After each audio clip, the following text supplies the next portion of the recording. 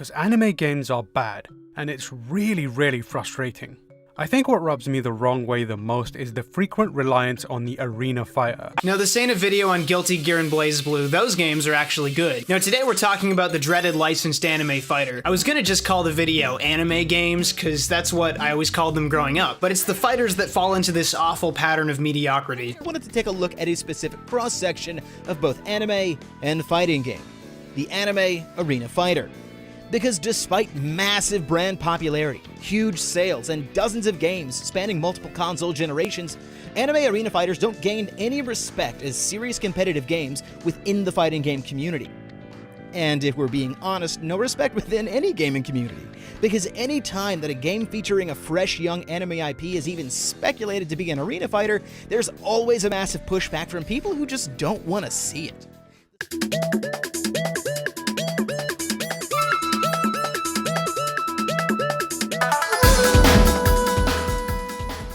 Every time the word anime games is mentioned, what kind of genre that immediately pops out of your mind? Most people would probably say arena fighters, right? Now there are a lot, and I mean a lot, of anime arena fighters in recent years, such as Kill la Kill, Dragon Ball Xenoverse, My Hero One's Justice, One Piece Burning Blood, Naruto Ultimate Ninja Storm series, and the ever oh so popular Jump Force. Let me get this clear first. When I said anime fighting games, I'm only talking about fighting games based on popular anime series and not fighting games that have anime style artwork. So games like King of Fighters, Guilty Gear, or BlazBlue does not count since they are not based on a popular anime franchise. When you talk about anime fighters in either the gaming community or the anime community, all you hear is problems. We've heard them all at this point. Stop making anime into arena fighters are uncompetitive, arena fighters are cheap cash grabs, arena fighters sucks, anime games were never good, excluding Dragon Ball FighterZ of course, IGN -5 out of 10 because too much anime, and many other problems that I cannot fit in one video alone. Now, what do I think of anime arena fighters in general? Quite frankly, I don't really know. I can't say negative or positive things in regards to most arena fighters. I don't really play a lot of arena fighters outside of Naruto Ultimate Ninja Storm series, that is, since they are not my cup of tea when it comes to gaming. So I'm kind of retarded when it comes to topic of arena fighters, to be honest. Anyways, when it comes to great anime fighting game, most people will immediately mention Dragon Ball FighterZ. Now, Dragon Ball FighterZ is considered one of the best fighting games in recent years.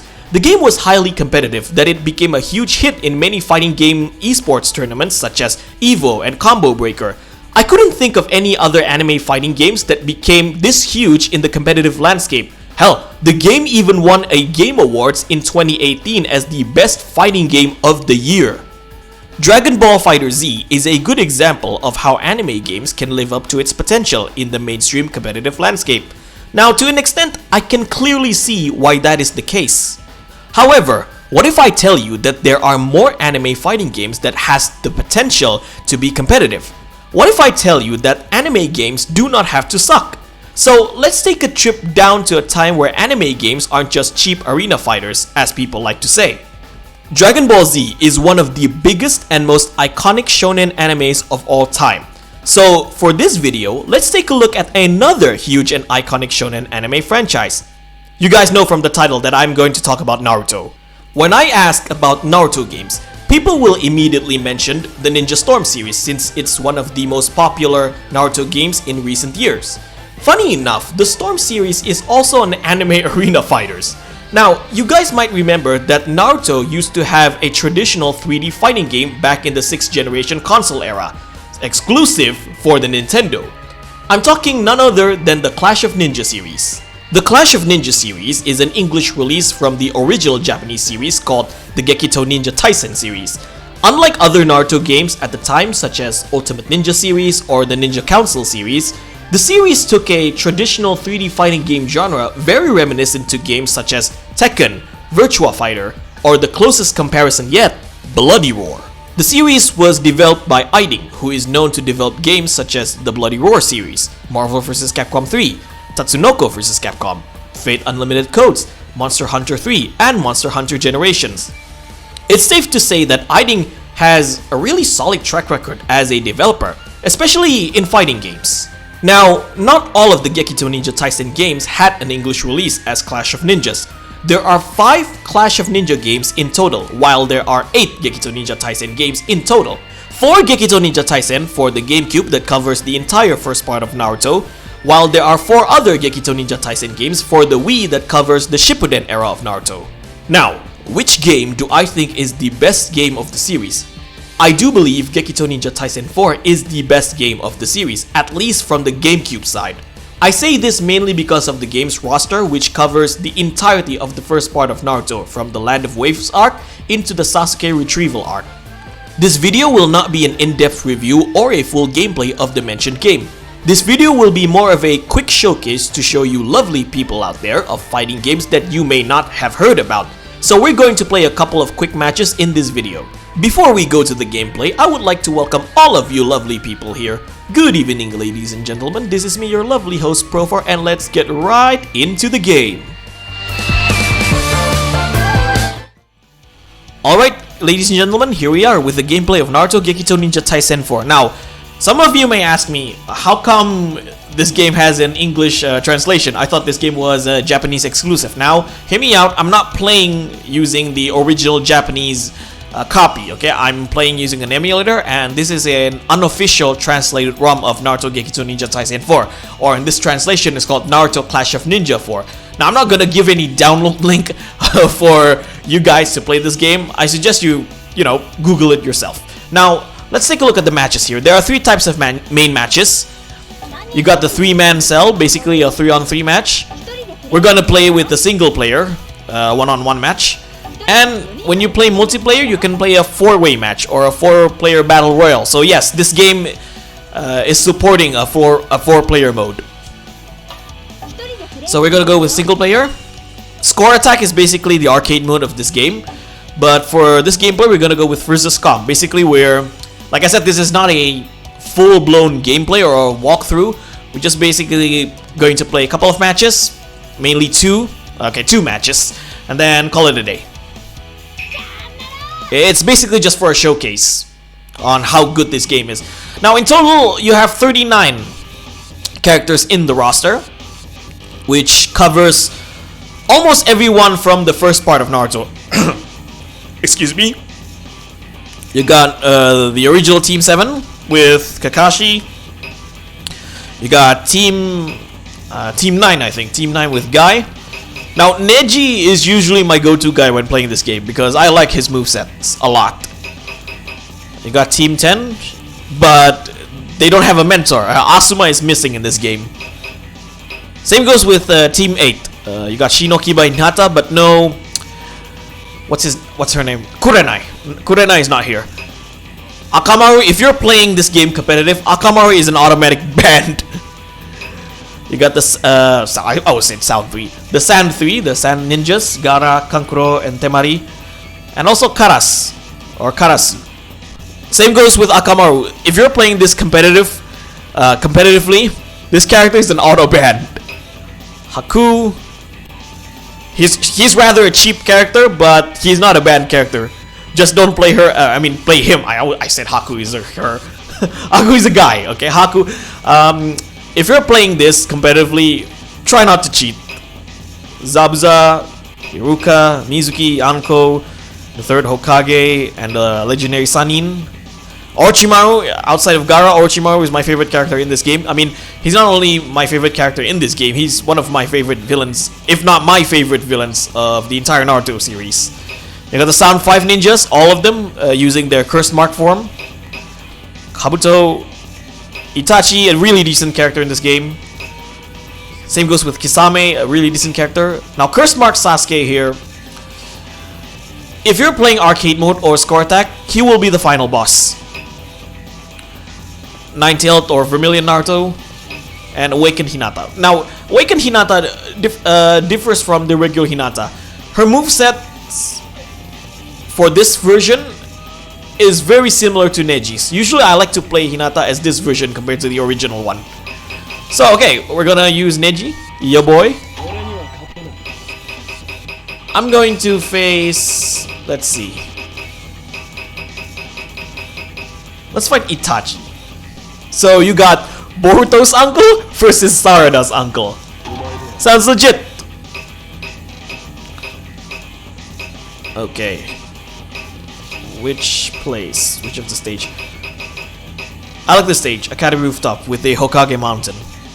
First of all, this game has some amazing soundtracks. This is my favorite soundtrack of the entire game. The stage.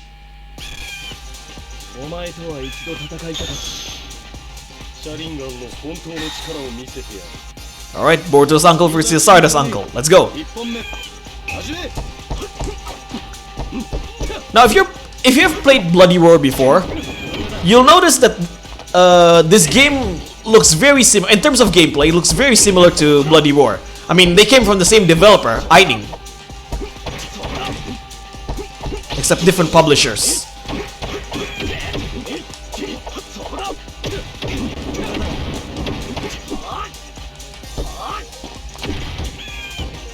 Neji has really good close, short-range attacks. He's very quick. Now there are two types of attacks in this game. Normal attack and strong attack. And you can mix them both.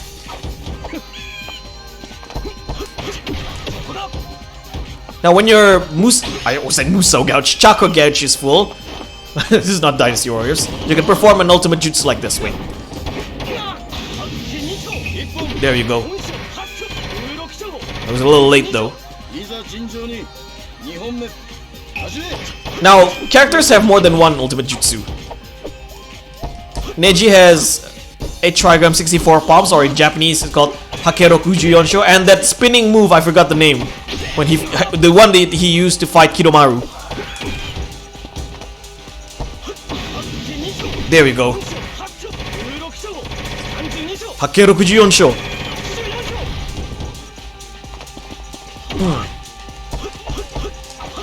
Now I'm playing this using the highest difficulty. I'm not kidding, by the way. Okay, there we go. I didn't expect to fight Itachi that easy. I don't know, maybe he went easy on me, I don't know. So that's one match. Let's do one more. Let's use Naruto this time. And we're gonna fight Sasuke, of course. At the Final Valley, one of the most iconic fights of the entire Naruto series, and some even consider the entire anime. I mean, the entire anime in general. Alright, now Sasuke is quite tough. I hope he gives a better challenge than Itachi previously did.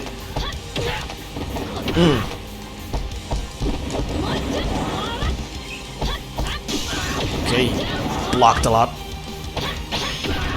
Now, if you fill in 3 bars of your chakra gauge, you can use substitution to avoid attacks.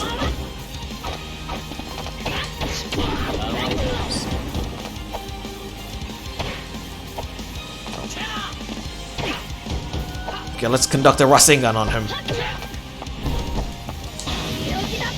Oh. That was too far.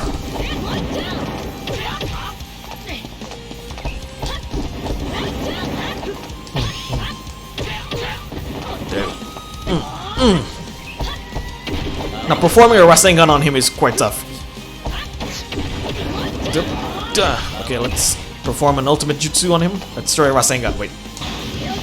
Ah, that was too far again. Now Naruto has 3 ultimate jutsu: Rasengan, Naruto Barrage, Kagebushi no Jutsu basically, and his Nine Tails ultimate. I don't know what the name is. Okay. Well, I watch Naruto, but I'm not a, let's say, a die-hard, not hardcore fan of the series. Well, I know a little here and there. So forgive me if I don't know a certain name of a jutsu, or I butchered some character's name. Okay, let's perform a Rasengan on him. Fuck Sasuke. But I want to have him fill in my chakra first, so that I can perform my Rasengan on him. Come on, fill me up.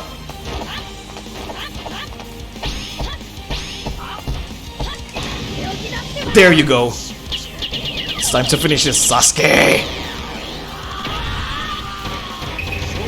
Rasengan.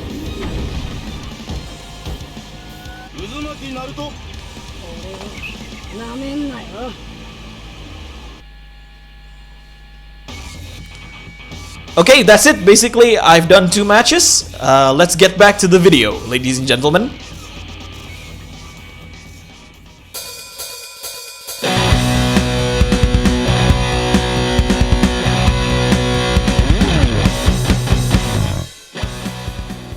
So, there you go, ladies and gentlemen, your quick dose of Naruto Gekitou Ninja Taisen 4.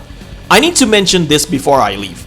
This game actually was contested at Combo Breaker 2019, and I'm really glad that it did. It shows you that there is a community for this game out there that find this particular Naruto game to be very competitive. I'm going to make a controversial statement here. Are you guys ready? I strongly think that the Clash of Ninja games are leagues better than the Storm games. The Storm series, in my opinion, is highly overrated. Now, this is not me saying the Storm series are bad or you cannot enjoy it, far from it. But compared to the Clash of Ninja games, the Storm games feels rather empty, especially as a fighting game. I can't say exactly what it is that is lacking, but maybe you guys feel the same way as I do. If you know what it is, please tell me in the comment section below. I need to mention as well that there are indie projects to keep the Gekitou Ninja Taisen games alive. I can name 2 of them in this video. There is the Naruto Super Gekitou Ninja Taisen 4, link is in the description below for the video, and there is Naruto Shippuden Ultimate Clash of Ninja. You should definitely take a look at the guy's Facebook account, link is in the description below. Anyway guys, I'm getting out of here to play some more Gekitou Ninja Taisen 4. With that being said, this is me Profar. If you like this video, give me a thumbs up, dislike it if you may. I'll see you guys in the next video. Stay awesome everyone.